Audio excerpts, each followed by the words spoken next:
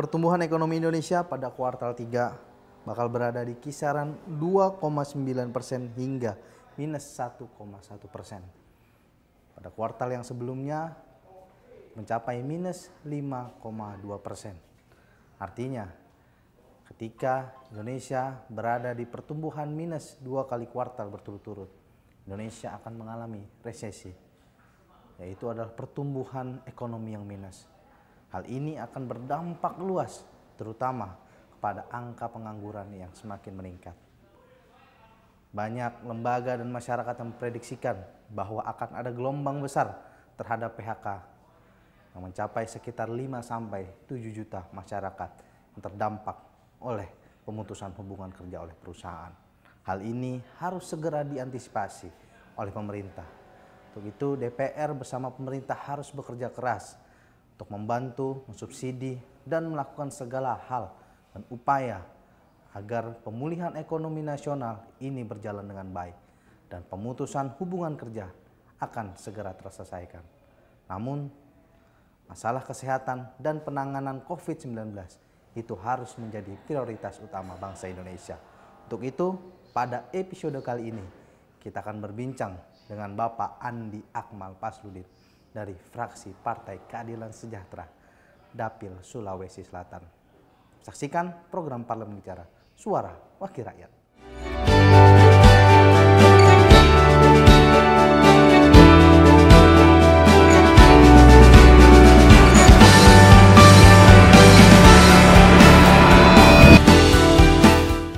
Ya pemirsa, masih bersama saya Hima Hidayat di program Parlemen Bicara, Suara Wakil Rakyat. Saat ini saya sudah di ruangan Bapak Andi Akmal Pasludin dari fraksi Partai Keadilan Sejahtera. Partai Keadilan Sejahtera. Sehat Pak?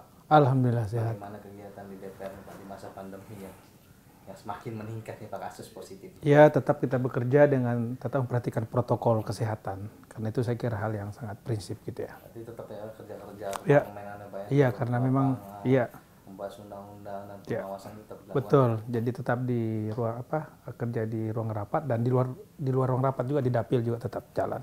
Nah ini Pak, kan kita tahu ya Pak, kasus positif ini semakin hari semakin meningkat, bahkan seakan tidak bisa dikendalikan. Ya. Nah memang hari ini juga ada hubungannya dengan bagaimana kondisi perekonomian di Indonesia. Ya. Tapi kalau Bapak sebagai anggota DPR RI sendiri melihat sebenarnya kinerja penanganan COVID-19 dari pemerintah ini, apa yang harus dievaluasi Pak? Yang pertama saya melihat bahwa penanganan COVID ini belum maksimal ya. Kalau kita lihat dari kinerja ya, lihat dari indikator kesehatan dulu kita lihat ya, bahwa ternyata penyebaran kan semakin bertambah. Kemudian kedua kan orang yang terjangkit juga semakin banyak. Yang meninggal juga rata-rata juga kita masih tinggi gitu. Ini menunjukkan bahwa penanganan ini kita belum maksimal dibandingkan ya dengan negara tetangga ya. Misalnya Vietnam itu yang saya kira cukup bagus ya dari sisi kesehatan, dari sisi ekonomi juga cukup bagus. Nah, saya kira memang menjadi concern kita semuanya ya, menjadi PR kita semuanya, dan kita dorong pemerintah agar betul-betul serius dulu mengenai masalah kesehatan. Ya kan, karena kesehatan ini kan menyangkut masalah nyawa manusia kan.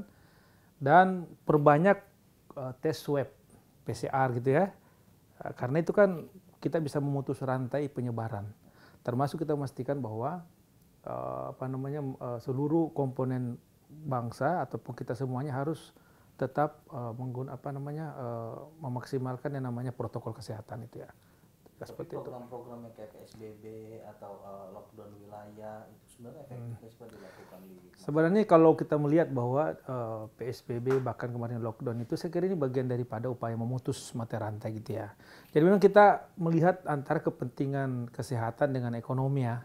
Kalau dari kacamata kami tentunya kita tetap kesehatan dulu ya. Dengan tetap tidak juga menutup kegiatan ekonomi. Ya kan? Makanya kita dorong sebenarnya penyerapan anggaran yang maksimal di kesehatan. Ya kan? Supaya betul-betul bisa tertangani pandemi ini dengan baik. Bisa dilokalisir lah ya, atau bisa diatasi sehingga tidak menyebabkan kepanikan secara ekonomi gitu. Ya kan? Oke, jadi saya kira angka 4.000 sekarang itu rekor, dan memang sebelum melandai nantinya memang akan maksimal, akan naik terus ya. Tapi kan saya kira satu sisi lain bahwa itu menunjukkan bahwa tes PCR maupun swab itu gencar untuk memutus tadi mata rantai dan mengkategorikan daerah-daerah yang merah, hijau, Ya kan? Nah sekarang bagaimana pemerintah, karena pemerintah kan kita kasih anggaran dari DPR gitu ya, kewenangan dengan Perpu nomor 1 itu kan luar biasa sebenarnya kewenangannya.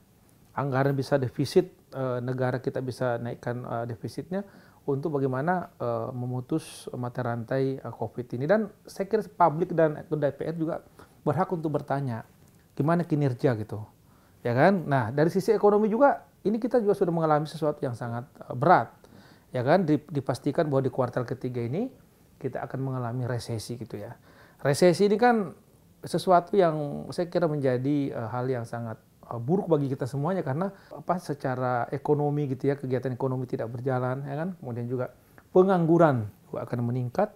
Kemudian juga yang kita khawatirkan kriminalitas ya maupun kegiatan-kegiatan yang meresahkan masyarakat. Oleh karena itu, kita dukung juga sebenarnya bagaimana PEN ya, program PEN tadi itu, pemulihan ekonomi nasional yang anggarannya 650 triliun ini bisa segera terserap. Karena dari evaluasi dari laporan pemerintah, ini baru terserap sekitar 38%.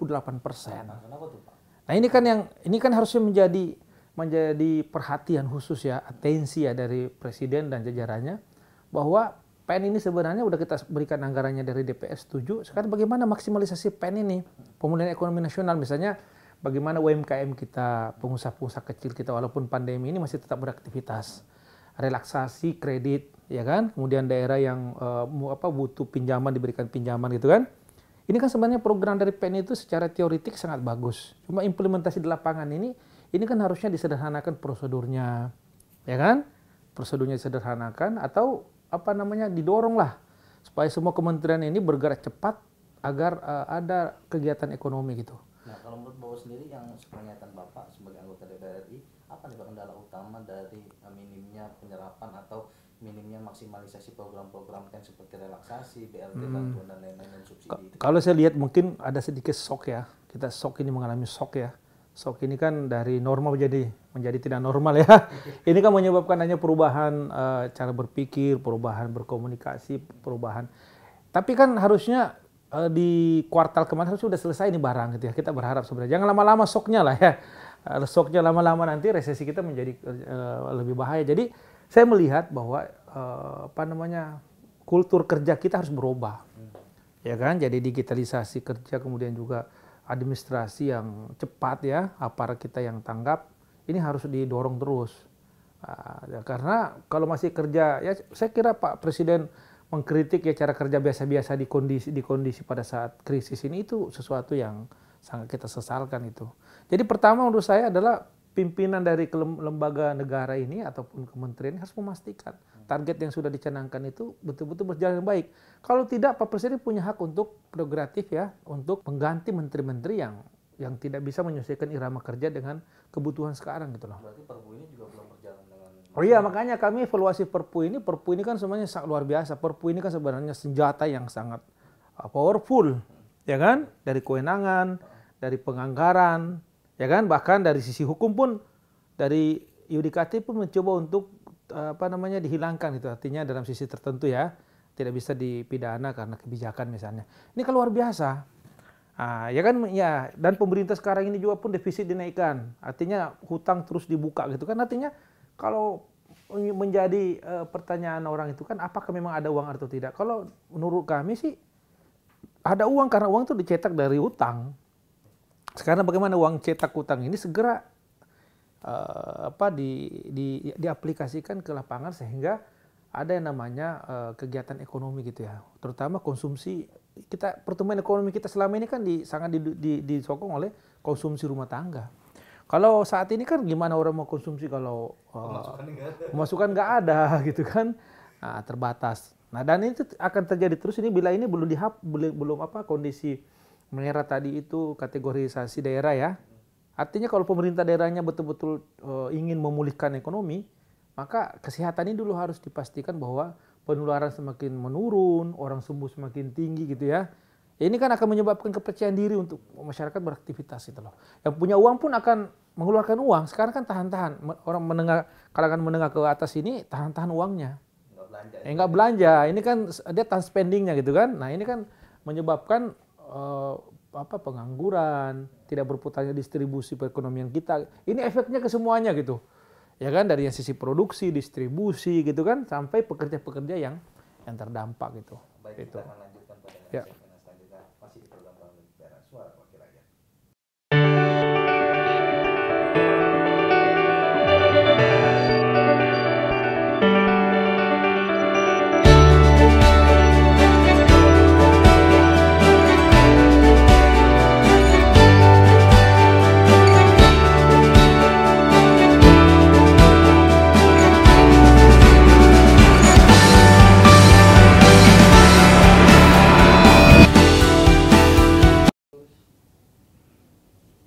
Ya pemirsa, tetap di program Parlemen Bicara Suara Wakil Rakyat. Ya Pak, kita pembahasan kita semakin menarik. Nah ini kan begini Pak, masyarakat banyak yang mempertanyakan soal kondisi kesehatan dan ekonomi, terutama ekonomi. Masyarakat masih banyak yang mungkin belum paham Pak, apa sih resesi, seberapa bahaya sih sebenarnya resesi kalau dialami oleh Indonesia. Kalau Bapak sendiri tanggapan seperti apa? Jadi pertama, resesi itu kan kondisi di mana suatu negara mengalami pertumbuhan minus selama 2 kuartal. Kan sebenarnya itu ya. Artinya bahwa kalau kuartal kedua kemarin minus 5,23, mungkin nanti kuartal ketiga ini minus 1 atau 2, berarti Indonesia sudah resmi resesi. Artinya resesi kondisi ya tidak ada pertumbuhan ekonomi dan kegiatan ekonomi kita menjadi sangat minus ya, dan yang lebih bahaya adalah pengangguran. Karena setiap 1% penurunan itu kan menyebabkan berapa ratus ribu orang kehilangan pekerjaan. Dan tidak terbuka lapangan kerja baru. Ini sebenarnya yang kita takutkan itu ya. Jadi sebenarnya istilah resesi sesuatu yang istilah ekonomi yang sudah sangat biasa ya. Tapi yang kita khawatirkan adalah dampaknya. Gitu. Betul.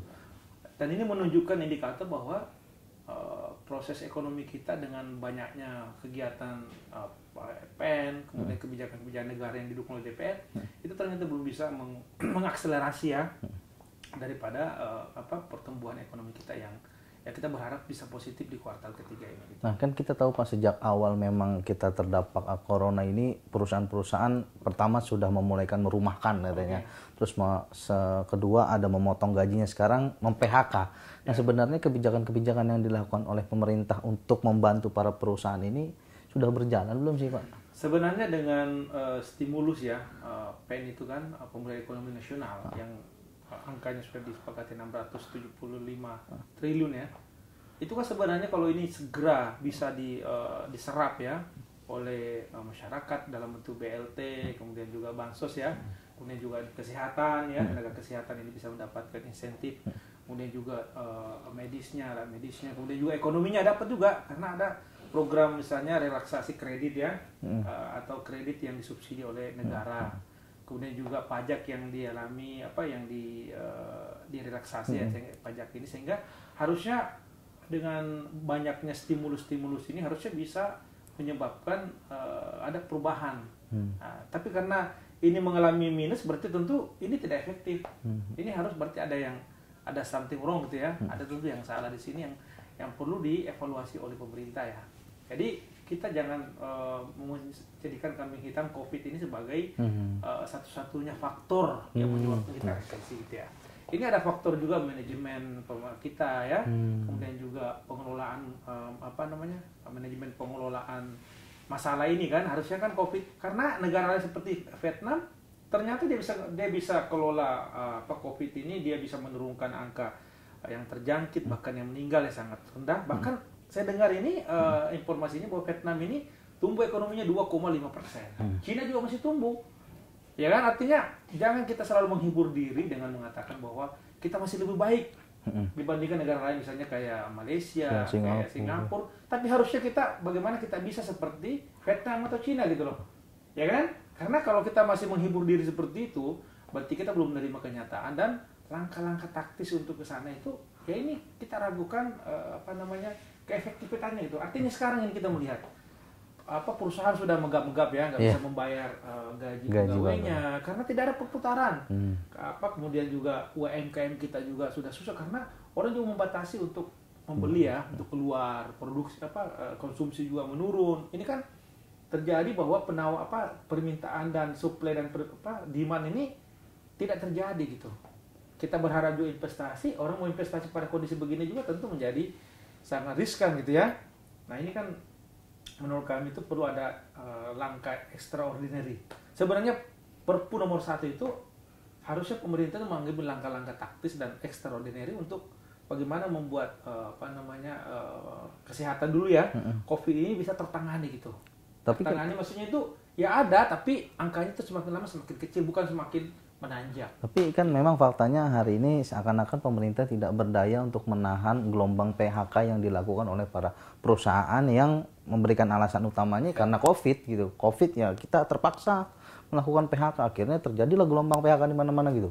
Ya, kalau kita lihat kenyataan seperti itu, memang pemerintah nggak bisa mengontrol ya, nggak bisa memaksa juga perusahaan-perusahaan agar mereka menghentikan PHK karena ini kan di luar dan pemerintah sendiri nggak punya subsidi langsung ke perusahaan sebenarnya, hanya subsidi subsidi tadi pajak ya, pajak yang diturunkan gitu ya.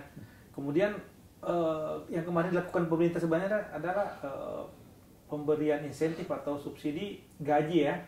Itu kan sudah 80% tenaga kerja kita yang terdampak ya.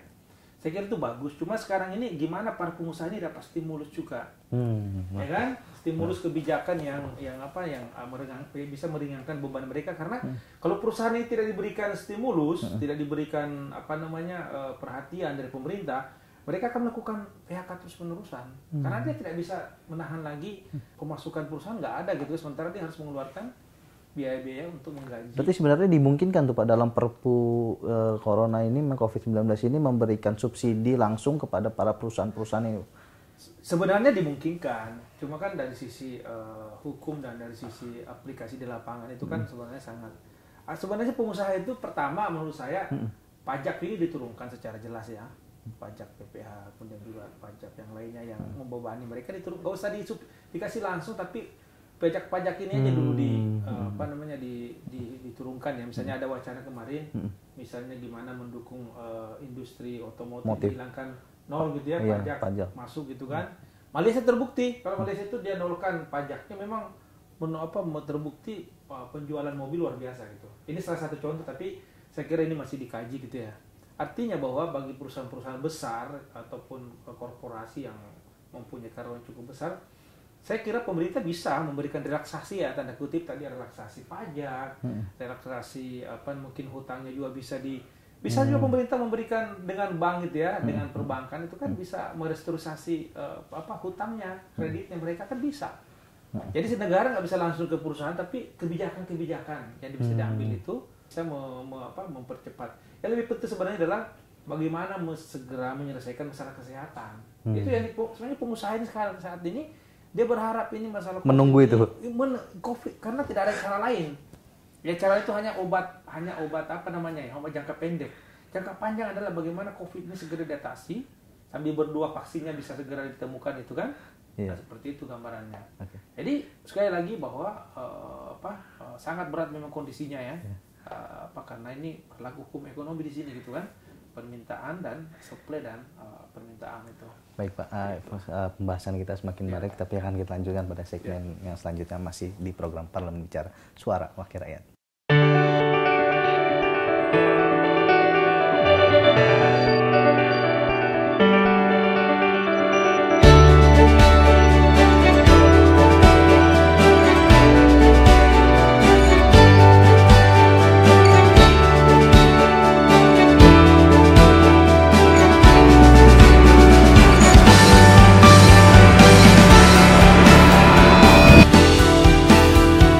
Pemirsa, tetap di program Parlemen Bicara, Suara Wakil Rakyat. Pak, memang kan kita hari ini COVID-19 ini berdampak bukan hanya PHK, tapi memang sebelumnya masyarakat juga sangat sulit mendapatkan lapangan pekerjaan ya Pak. Sesuai data ini memang setiap tahun di Indonesia ada tambahan 2,24 juta orang yang membutuhkan lapangan kerja baru, dan berdasarkan data juga ada 8,14 juta orang yang setengah penganggur dan 28,41 juta pekerja paruh. Dengan demikian setidaknya ada 4,63 juta orang yang tidak bekerja secara penuh. Ini bagaimana DPR RI melihat data-data yang seperti ini, bahwa memang sebenarnya lapangan pekerjaan dan PHK ini di depan mata, bukan hanya karena COVID, tapi sebelumnya juga sebenarnya masyarakat sulit mendapatkan lapangan pekerjaan. Ya, jadi memang kita melihat bahwa pertumbuhan ekonomi sebelum COVID ini kan 5%. Betul. Ya kan, kita kan targetnya 6% karena setiap kenaikan 1% itu kan bisa membuka lapangan kerja berapa juta orang itu ya. Tapi kalau kita lihat data yang ada, kita melihat bahwa dari kepemimpinan Pak SBY 2 periode, Pak Jokowi 1 periode, sebenarnya sih bisa kita kurangi itu angka pengangguran sebenarnya. Pengangguran terbuka ya, dari 9% menjadi 5,2%, itu angkanya. Dan memang angkatan kerja kan pasti ada terus kan, artinya bahwa memang pengangguran terbuka juga datanya kan juga cukup besar ya. Artinya memang di sisi permintaan demand kerja itu cukup besar, karena kita kan mendapatkan bonus demografi. Betul. Pertumbuhan penduduk kita kan cukup besar, sementara perusahaan-perusahaan kita ataupun investasi dalam negeri itu belum sesuai yang kita harapkan angka pertumbuhan ekonomi. Nah, ditambah dengan COVID ini memang kita kembali ke kita kembali ke periode sebelum Pak SBY ya, di mana pengangguran sekarang udah angka 7 juta tambah 5 juta sekitar 12 juta. Ini pengangguran ini kan, dan itu juga di luar lagi yang pekerja paruh waktu atau mungkin tidak penuh karena beban dengan physical distancing tadi kan. Nah, bahkan para ahli saya membaca Bappenas mengatakan bahwa pengangguran bisa di atas 15 juta orang. Bahkan ada katakan pengangguran yang tadi gabungan pengangguran terbuka ya dengan yang tertutup tadi itu sekitar 25 juta orang. Ini saya kira sangat membahayakan daripada struktur ekonomi kita ya, dan struktur sosial kita gitu ya.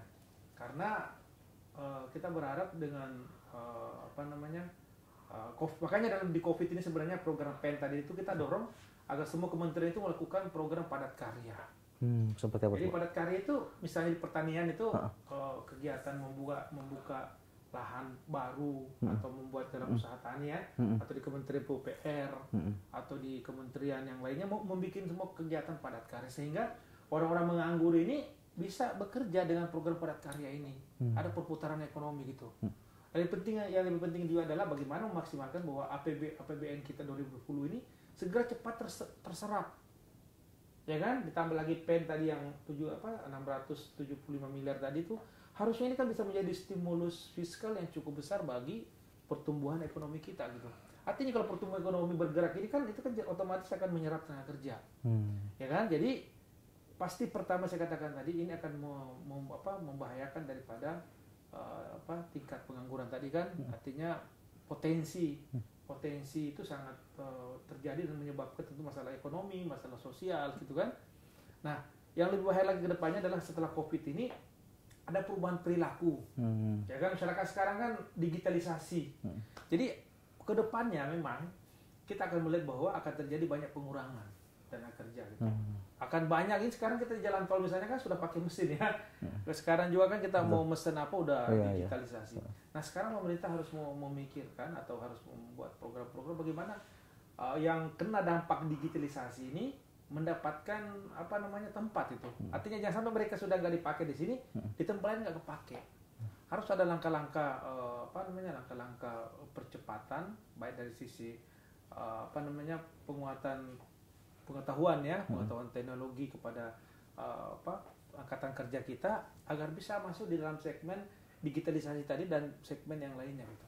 Tapi sebenarnya langkah konkret yang harus dilakukan pemerintah agar meningkatkan daya beli kan, karena satu-satunya solusi untuk menangani resesi dan pertumbuhan yang minus ini adalah meningkatkan daya beli masyarakat. Itu bagaimana Pak langkah konkret? Jadi langkah konkret pertama, penyerapan anggaran.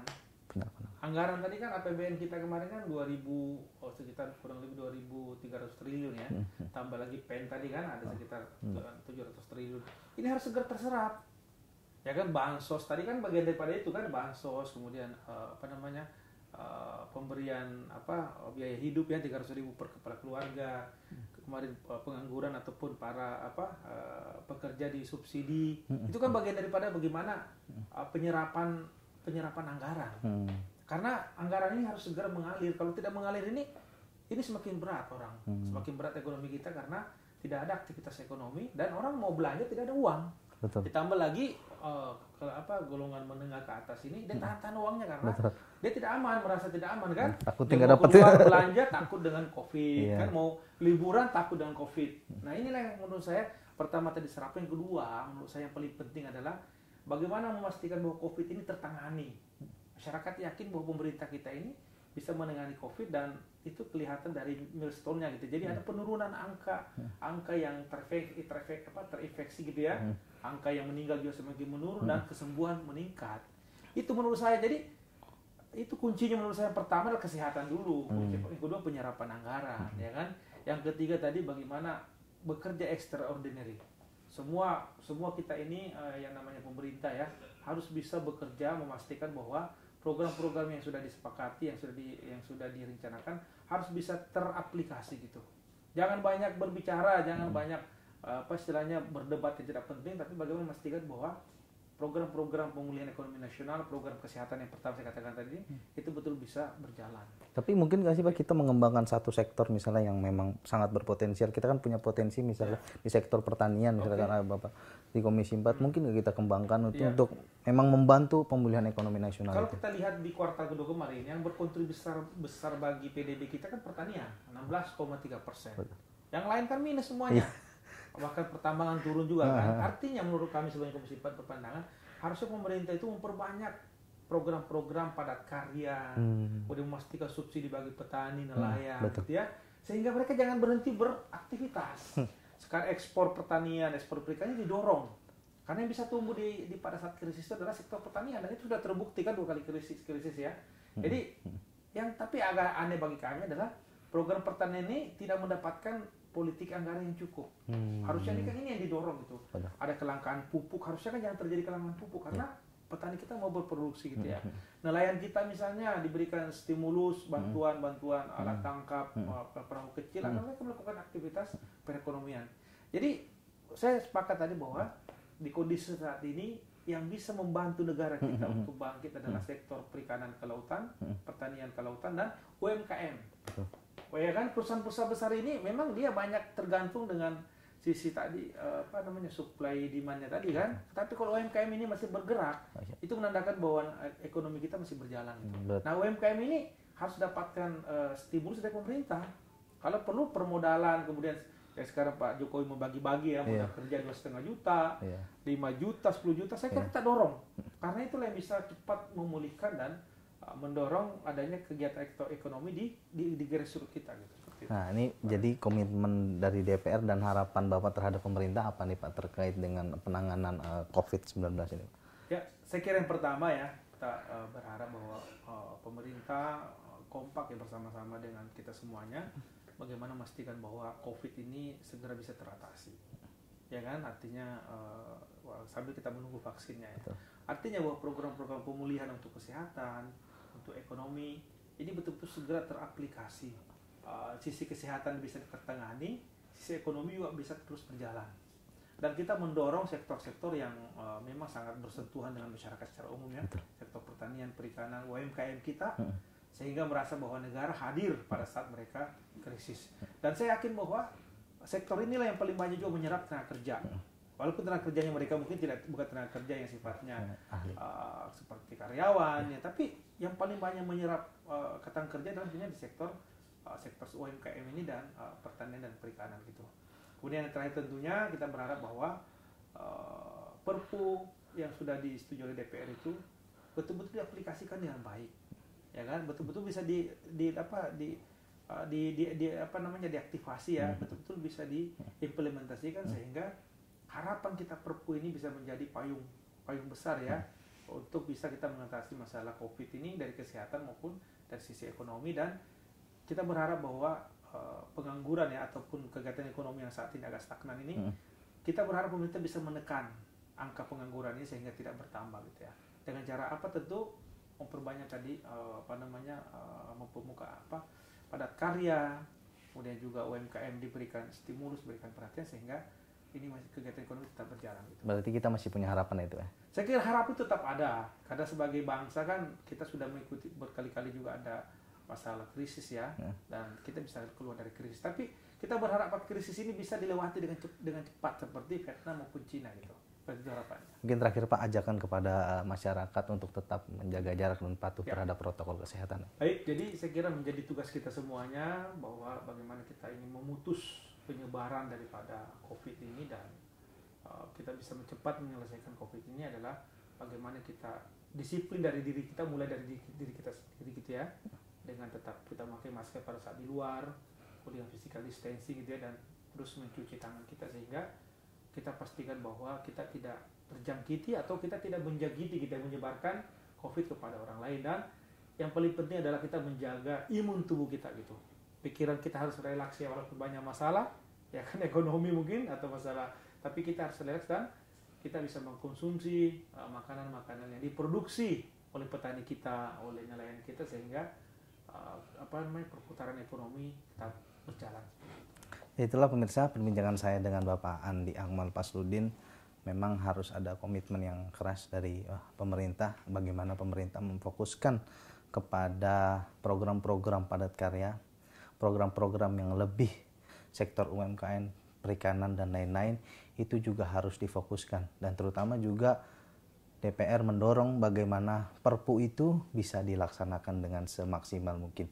Yang paling utama adalah bagaimana pemerintah, sekali lagi pemerintah, bagaimana memfokuskan kepada penanganan kesehatan. Karena itulah yang paling penting, kita memastikan bahwa penanganan kesehatan di Indonesia terkait COVID-19 ini berjalan dengan baik. Terima kasih. Tetap saksikan program TV Parlemen dan Parlemen Bicara pada episode yang selanjutnya. Terima kasih. Ya, sama-sama.